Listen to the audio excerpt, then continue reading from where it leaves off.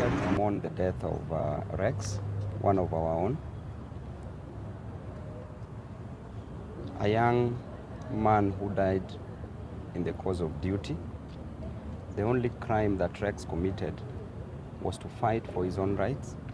The only crime that Rex committed was to fight for the rights of Kenyan citizens, was to ensure that the high cost of living is lowered, was to ensure that the draconian finance bill does not go through. That is the only crime Rex was fighting for, to ensure that the jobless Kenyans get jobs, to ensure that he was fighting for the rights of everybody, including my own rights.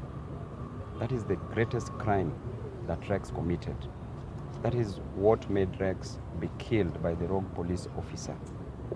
And we are demanding, as members of the public, and we'll pursue this to the end, to ensure that this police officer is arrested, is persecuted, and is jailed for killing Rex. This is a young man who was just in the streets for a good purpose, demonstrations which were very peaceful. For the first time in the history of this nation, there were very peaceful demonstrations. A young man who was only armed with his brain, his body, and a placard, just to fight for the rights.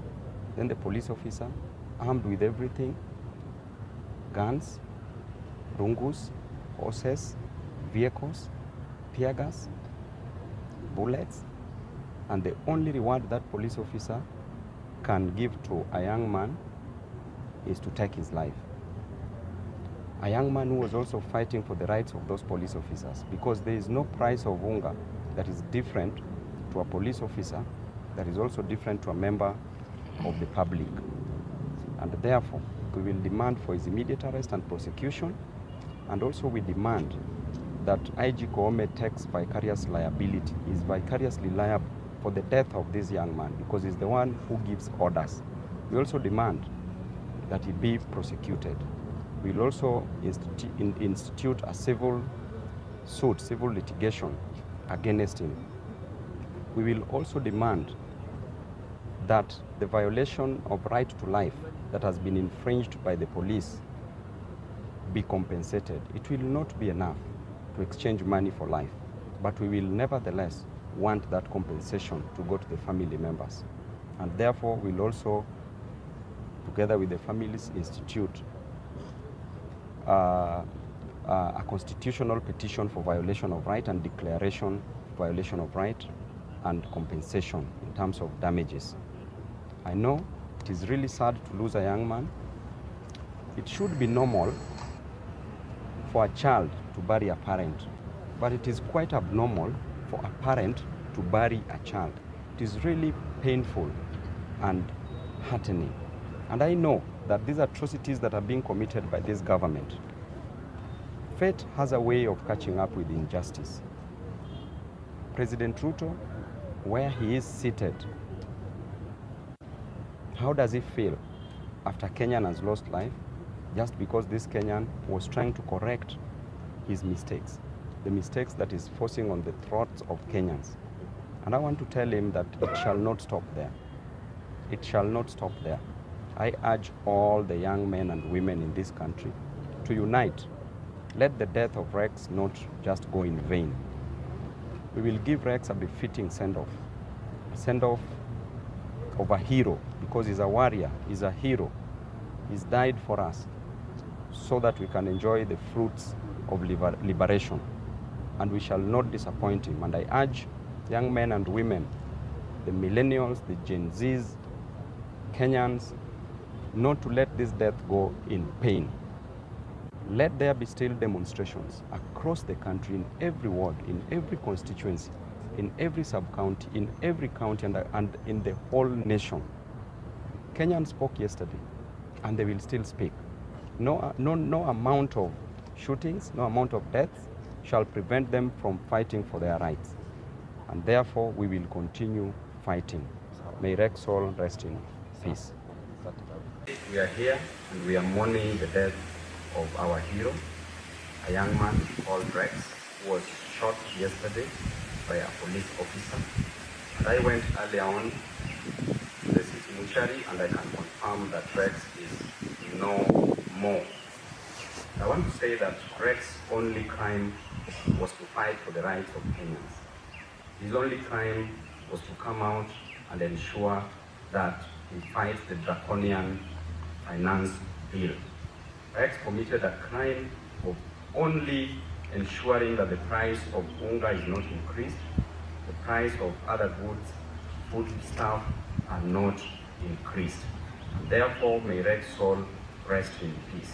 To the Inspector General of Police, we demand that you resign. For Ome, we know that you are vicariously liable to the murder with malice forethought of one REX. And therefore, you must resign, and the DPP must institute a criminal charge of murder against your person. The police officer who murdered REX, you must surrender yourself before Kenyans catch up with you. Because if they get you on the streets, it will be something different. I want to state clearly to the police officers, your work is to keep law and order. Your work is not to kill Kenyans. We are many than you. Suppose we decide to destroy you, what do you think will happen? Will we have a nation? Lastly, the 115 members of parliament who voted, congratulations for standing with Kenyans, you voted with Kenyans. The 204 members, you voted with the oppressors. We know you are political dealers, you are not political leaders. We know you are leaders who have a mission, but not a vision. A mission to destroy the future of this nation, a mission to ensure that the finance bill raises the cost of living in this nation, but not a vision to change the future of this nation for the best. To Zakayo, I want to tell you that you are still on the tree. Mzizi are cutting down the tree. Hiyo mti ndio itakatwa, umekataa shuka. Patane next week, let there be demonstrations everywhere in the country, in every ward, in every constituency, in every sub-county, in every county, and across the nation. Let us proceed with the struggle. Thank you. Right now there are demolitions going on in Nairobi. The government has moved with a lot of speed to destroy people's property, houses that people used a lot of resources to construct this property. And the government has moved and caused a lot of chaos in these slum areas. It's still raining. People are spending in the cold. People are spending in the rains. The government does not care. President has run away to the United States of America. He's gone there to have fun, because when we see him, he's just greeting people, merrying around, using 200 million to hire a private jet, while that 200 million can be used to resettle these flood victims, further adding insult to an injury by destroying their houses.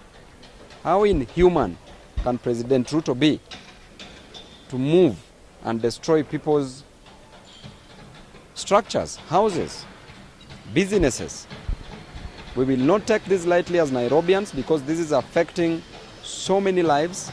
Over 40,000 lives, over 40,000 families in Nairobi are being affected. They are being left homeless, and the president is advising them to build on the hill. The only house on the hill is State House. So should they come and get accommodated at State House? And number two, you constructed the affordable housing, the houses that you've been promoting day in, day out for hustlers. Why can't you give these hustlers these houses? We don't support the demolitions that is taking place across Nairobi, and that is affecting the livelihood of so many families. Children cannot go to school simply because they don't have where they will come back to as a house. So we need to treat Kenyans with a lot of respect, treat Nairobians with a lot of respect. And these demolitions must stop with an immediate effect. Thank you.